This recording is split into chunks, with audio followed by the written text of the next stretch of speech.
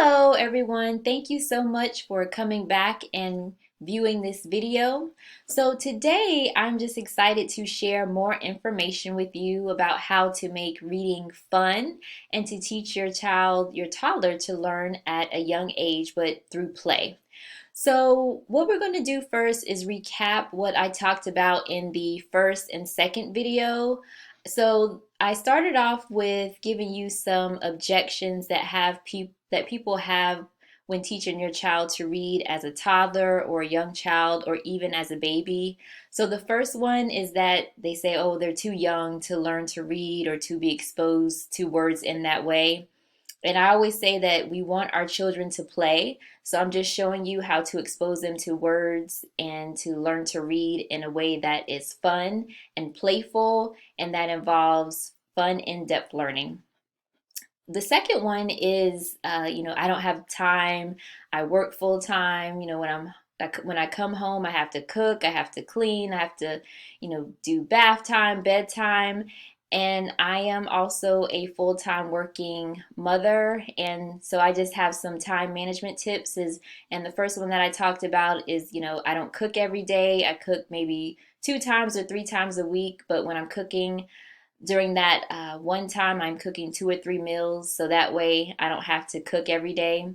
Also, I watch less TV now, and I know that we all have shows that we like to watch, but with technology now, we can watch them when our child goes to bed or whenever we have some free time. And also, I talked about spending 15 to 20 minutes with your child, and it doesn't have to be the full 20 minutes in one session. It could be maybe 10 minutes in the morning or 10 minutes before bedtime. So that is very flexible for you. Um, Also, the another objection is that people tell me I'm interacting with my child, I'm reading to them, I'm talking to them, but they don't like to read, or they're not seeking meaning from words, or they won't sit down for a book. And this where is where bringing intention and purpose to your play, to reading, to exposing them to words comes in. And the way that you do that is through fun, in-depth learning. And we talked about doing this through the five senses. I'm teaching them in a variety of ways. So that's what in-depth learning is teaching your child a new concept in various ways. So you're going to do it through the five senses and also the three learning styles. And the three learning styles are auditory, which you're learning by hearing, visual, learning by seeing, and also kinesthetic, where you're learning by touching and movement. So now let's talk about the 10 components that you need when teaching your child to read. And I'm also going to give you some pointers in how to do this in a fun way. So the first one is just have your child become familiar with language and words. And you're going to do this in a variety of ways through hearing words, through you talk, or listening to music, or listening to words through books. You can also do maybe YouTube videos and put the captions on the videos that way, so they're hearing the words and they're also seeing it. And also just making a connection with the words that they are hearing and that they are seeing. So if we go back to our Wheels on the Bus example, remember they heard the song on the radio, or if you put on a YouTube video, they're hearing the song there, they're going to see it. And let's say if you check out a book from the local library that has the Wheels on the Bus song in it, and they can also experience it through, dancing to Wheels on the Bus and doing the motions of the song. The second component that you need is in-depth learning, and you know what that is. We talked about it. It's just learning about a topic in a variety of ways, and you're going to make it fun for your child. The third way is that the child actually needs to know the alphabet, the ABCs. And I actually have a free course on the website in how you could teach your child the alphabet in a fun way. And I'm going to make myself smaller here. So if you go to our website, simplyoutrageousyouth.org, and on our homepage, you're going to see blogs and activities that you can do with your child. But if you go here to Soy Resource Library and Freebies, and you go down, you go to free courses, And the first one that comes up is this free mini course, How to Teach Alphabet Recognition in a Fun Way. And it has over 100 activities and tips. It talks about the learning styles and fun in-depth learning. And here you can see a video of my son blending sounds here when he was 21 months. And if you go to the bottom here and you complete this form here, it's an email course. It's a 16-day mini course, and each day you will get a tip on how to teach your child the alphabet in a fun way. So if you fill out this form, you will start to receive those emails. All right, I'm going to make myself bigger here. All right, so let's go to the fifth way. So after your child knows the alphabet, they will need to know the phonics, and that's just the sounds of the alphabet. And you can do that by singing the alphabet song, but adding to it. So when you're singing the ABC song, maybe talk about the phonics there. And you want to include the long and the short sounds of the vowels. So for example, A has the short sound like a and apple, or the long sound like A and ape. And also E has the short sound like egg, egg, or the long sound in eagle. And then there's also some other consonants words that have long and short sounds, like the C has the like the S sound for circus or celery, and it also has the K sound for cat. And the G also has the sound like for G, like for gum, gum, or the J, giant, the J sound in giant. So you want to go through those. Okay, and let's go to the fifth thing that you need to help your child to read. You need to help them to learn to blend sounds once they know the phonics. And you could do that by using magnetic letters, or if you don't have magnetic letters, you can also draw letters on separate pieces of paper and blend words that way. So if you put C-A-T on separate pieces of paper, you can blend those sounds together and show your child how to sound it out, like at, at, and then put the whole word together and say cat. So the sixth thing you will need that your child needs to learn would be sight words. And I know a lot of people do flashcards. I'm not a big fan of flashcards. I think it's an isolated way of learning words, and especially sight words. But I usually do it just by pointing them out while I am reading to my child. So they will see the word the, and they'll see the word of, or then and that. Those are types of sight words. Or you can do art projects. So I'm going to show you one here. I'm going to make myself smaller here, and I'm going to bring this down. So you see here, this is like an art project.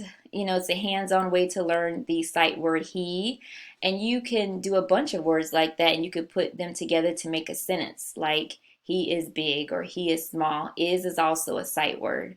So that's a fun and creative way to do that. And I'm going to make myself bigger here. So once they know sight words, you're going to use experience, and you can use that all throughout teaching them words or reading. You can start them out doing that when they are babies. And we'll go back to the Wheels on the Bus example. So remember, we talked about reading the book with Wheels on the Bus song in it. You're hearing it in songs. And then also in our last video, we talked about putting chairs one in front of the other. Have your child sit in the first chair, and you all sing the song, and they act like they're the driver, you're the passenger. And while you're singing the song, you're doing the motion, so you're experiencing Wheels on the Bus. So let's go to the next one, which would be the eighth component, and that would be digital media. And this is optional because I know some parents don't like for their children to watch TV or be exposed to, the phone or the tablet, like the iPad or television or radio. So, but I have a rule for this, that you don't want to use digital media as the primary way that your child learns. You just want to use it as a supplement. And there's so many great educational videos on YouTube that will teach your child about the ABCs, the phonics. You can see people telling stories or reading the stories to children online. So I would definitely use it as a supplement, but not the primary way that your child learns to read or to learn the ABCs or phonics. So the ninth way is that you want to read a variety of books with your child, and by doing this, you are exposing your child to a lot of words. And just a quick story, in the last video I talked about in one of my son's books, I learned the word arachibutyrophobia. So in that same book, I learned the word quokka, which is a type of animal, and I had never heard of this animal. But I saw that word quokka in that book, and then the other day we read another book and I saw quokka again. So you can see just by reading a variety of books, your child will be exposed to some of the same words over and over again, and then they will begin to recognize words. And that's great for sight words too, because they'll be exposed to words like the, then, and that when you're reading them in a variety of books. So the 10th way is you just want to learn how to structure your day, and usually this is according to your child. You want to make sure that they are alert when you are exposing them to new experiences, reading books, or exposing them to words and language. Some children do better in the mornings or during the day when the sun is out and that's natural light. Some children do better at night when during the day they have played on the playground and got all their sillies out, so then at night they can focus more. But you would just have to observe your child, know your child, and know when is the best time to expose them or teach them how to read. So let's go back just to one objection that parents usually have, and that is, my child won't sit for reading, and I get that a lot, especially with boys. But you're going to use fun, in-depth learning to solve this problem, because let's say you're reading a book and your child may not want to read it. You can switch how you expose them to it. And let's go back to our Wheels on the Bus example again. So let's say they don't want to read about Wheels on the Bus. Then you can maybe sing it. You all can sing it and then do the motions to it. Or if you watch it on a YouTube video, they're singing it, doing the motions, and then you could put on the captions so that they can see the words. And that way you are that way in-depth learning is flexible, and it can be flexible to the way that your child wants to learn at that time. So the purpose of all this is that I just wanted to change your perspective in child and how your child learns, and how you can switch the approaches through fun, in-depth learning. And instead of thinking of, teaching your child something new, maybe think of exposing them to something new. And instead of thinking of yourself as a teacher, think of yourself as a facilitator. A facilitator is a person that makes learning easier. And the way that you make learning easier for a child is to make it fun, and that's usually through play and fun interaction so that they are engaged in what they're doing. And I also would like for you to use the whole world as your classroom. Just think of the world as your learning playground. There's words everywhere and signs, advertisements. There's letters, like when we are going to the playground, we can identify letters on car license plates on our way to the playground. So I want you to be more creative. And if you're more creative, your child will be more creative. You'll see them giving you activities that they would want to do to learn something new. And that way it'll make it fun, stress-free, and most importantly, you want to create a desire in your child to want to learn. And you will see that by them asking questions. So when they have questions, this is a great way to expose them to new words. So if they have a question, you can look it up in a book. You can look it up online, or you can have them experience it. And that way, you could just be creative with answering their questions. And then after that, they may have more questions and more questions. And once they do that, that's more exposure to words. So in the next video, I do have an offer for you, and the purpose of this offer is to help you take your child's reading to the next level, and also to take your skills as a facilitator to the next level as well. The offer will be available for a limited amount of time, so look for that in the next video. So that's all for today in this video. And so I would like for you to leave me a comment or question, and thank you for watching.